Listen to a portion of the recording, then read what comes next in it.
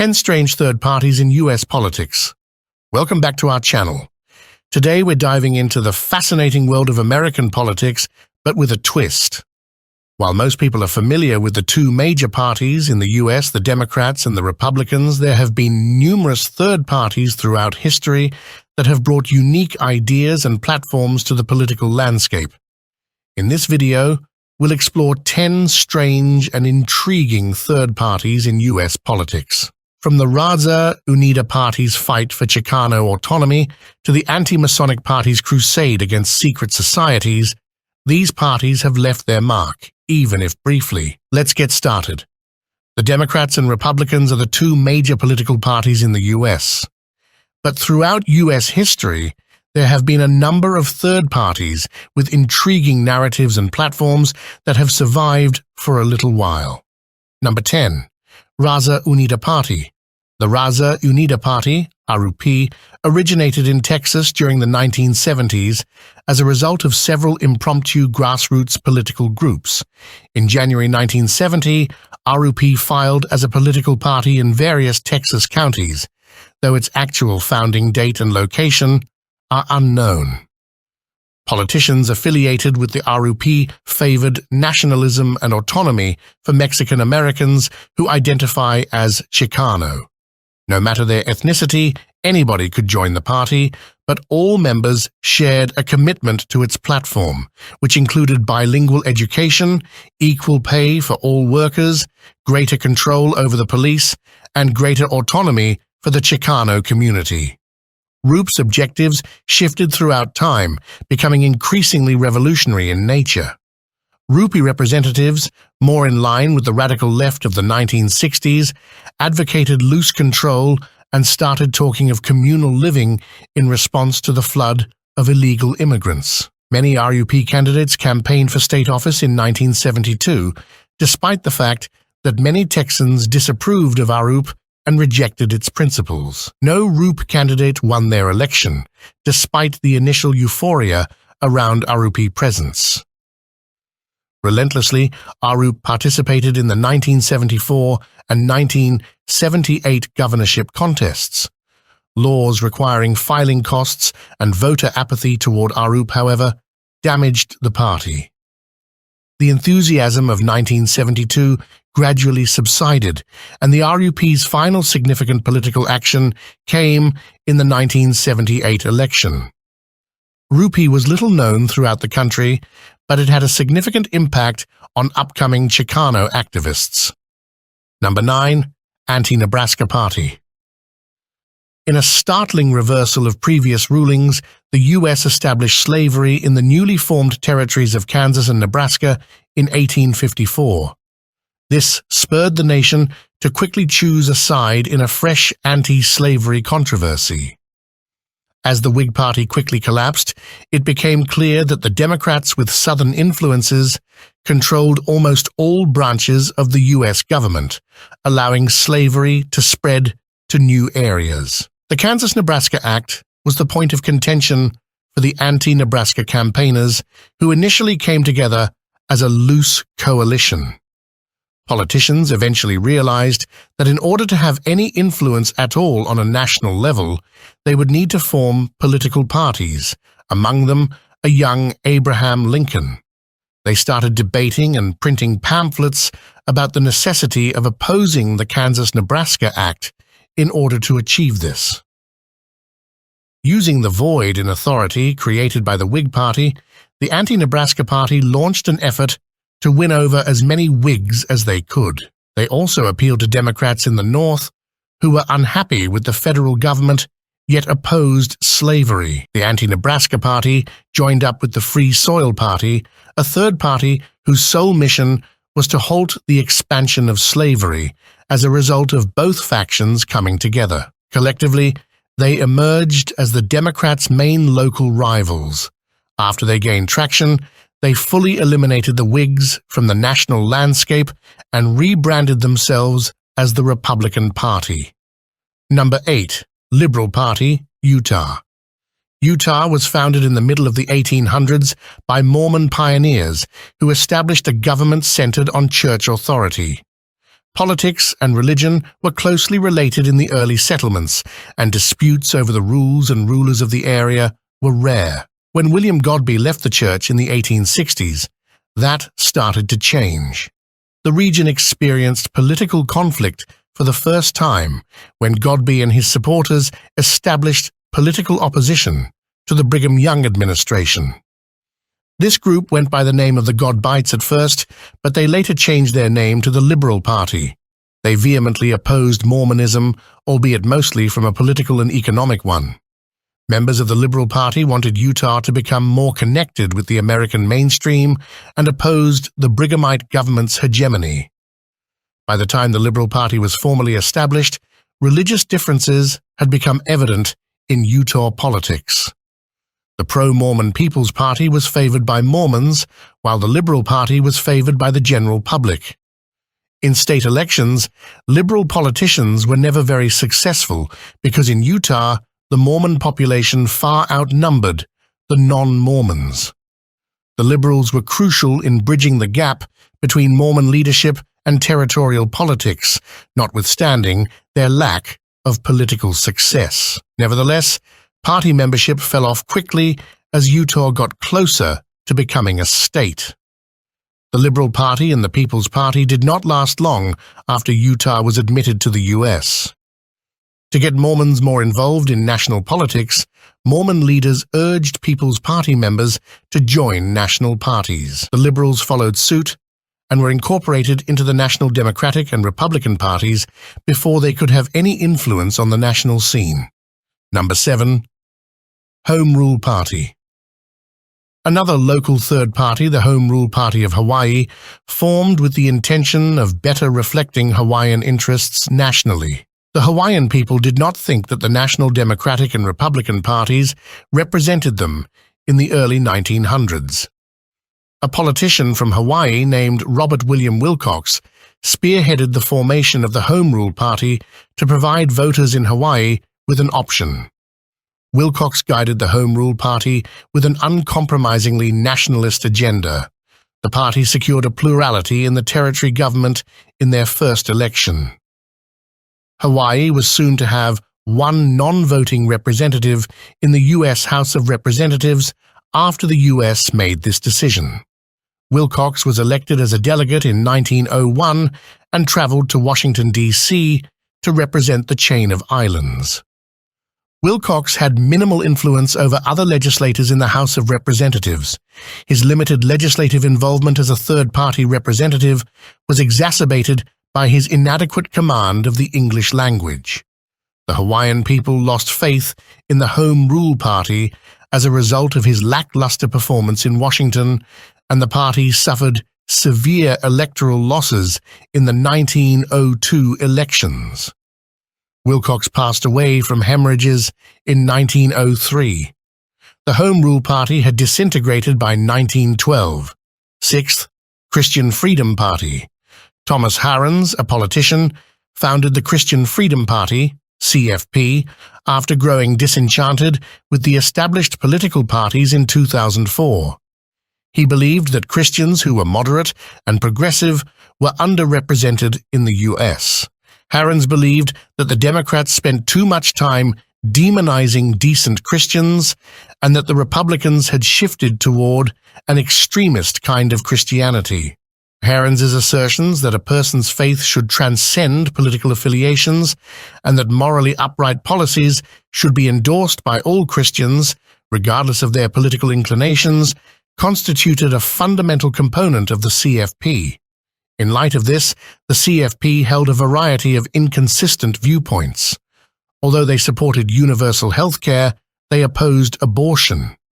Though they supported limited government, they were nevertheless in favor of stringent environmental regulations and government involvement in the fight against the AIDS epidemic. Some political analysts believed that Harrens was trying to deflect votes from George Bush in the 2004 election in order to support John Kerry.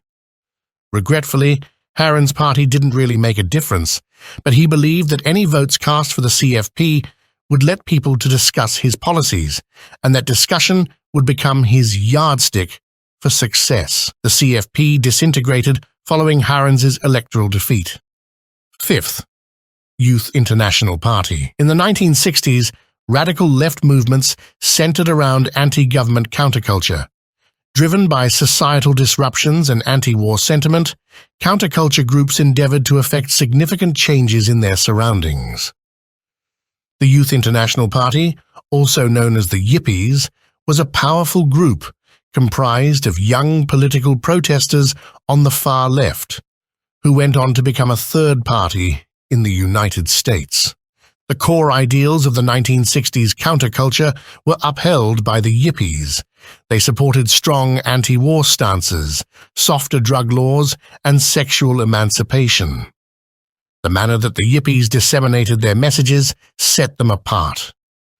They took part in mischievous pranks, street art, and counterculture acts. They were known as the Groucho Marxists for their antics and practical jokes. Despite not fielding legitimate political candidates for office, the Yippies' theatrical performances had an impact on U.S. lawmakers and populace during that period. The Yippies' most notable moment occurred during the 1968 Chicago Democratic Convention, when they disseminated reports that they had injected LSD into the Chicago water system. During the conference, the Yippies also proposed Pegasus, a pig, as their nominee for president.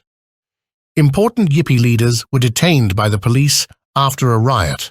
The Yippies continued their pranks despite being placed on trial. The counterculture movement waned in the 1970s, and the group eventually disbanded. Pegasus never got to sit in the White House as a result. Fourth, Proletarian Party of America. Throughout its history, the U.S. has had a wide range of socialist and communist political parties. After the Communist Party USA, which gained more notoriety, came the Proletarian Party of America, PPA. In particular, the PPA swiftly rose to prominence in American left-wing politics after emerging from a tiny socialist party in Detroit following World War I. The Communist Party and PPA leaders tried to form an alliance, but they couldn't agree on many fundamental points, most notably how a communist revolution in America should take place. The PPA concentrated on popular education, whereas the Communist Party adhered to a more revolutionary interpretation of Marxism. According to the PPA, communism would only succeed in the US if workers were adequately informed about its principles and then empowered to choose whether or not to launch a communist revolution. The PPA experienced internal divisions and conflicts from the beginning. Stubbornly, the majority of party members refused to support other American communist parties. As a result, the PPA was separated from American communism's mainstream. The PPA did, however, continue until the 1970s. But when the party's leader passed away, and there was no obvious heir, they ultimately disintegrated. Number 3, New Party. The New Party, which is no longer in existence, was a rather prosperous political organization that campaigned on a platform of reimagining voting. Politicians affiliated with the New Party felt that the U.S. voting system disproportionately benefited the two major parties and did not provide third parties with a realistic opportunity to elect representatives to office. In order to counter this, leaders of the New Party suggested that the United States participate in electoral fusion, whereby a candidate may run on multiple party tickets. The politicians' total votes from all parties would then be tallied. It was anticipated that this would boost voting turnout and provide minorities greater representation in the U.S. government. Putting as many candidates in the public eye as possible was the New Party's plan. The party supported conventional progressive politics in addition to electoral fusion, and they frequently listed Democratic candidates on their ballots. Candidate contracts were another proposal offered by the New Party. In order to get the endorsement of the New Party, a candidate had to sign an official document committing them to upholding the principles and beliefs they had stated in their application. In the middle of the 1990s, the New Party enjoyed some degree of success. Nevertheless, they were exterminated before the start of the 21st century because they lacked the power to significantly alter the political landscape.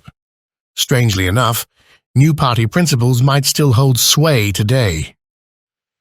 In an attempt to get an advantage over his rivals in the state Senate race, Barack Obama signed a voter contract with the new party and might have even briefly joined. Number 2. Anti-Masonic Party. Though most people are unaware of them, most people have heard of the Freemasons. Most people don't really think highly of the Freemasons, with the exception of a small number of conspiracy theorists. That was not the case in the United States during the 1820s, though.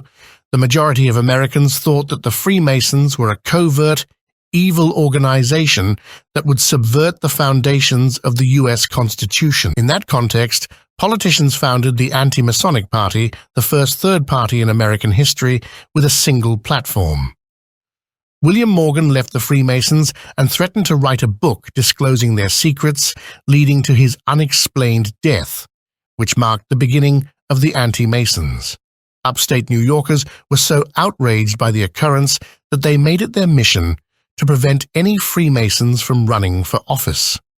Eventually, anti-Mason candidates began to run for and win municipal elections, and this developed into a full-fledged political platform.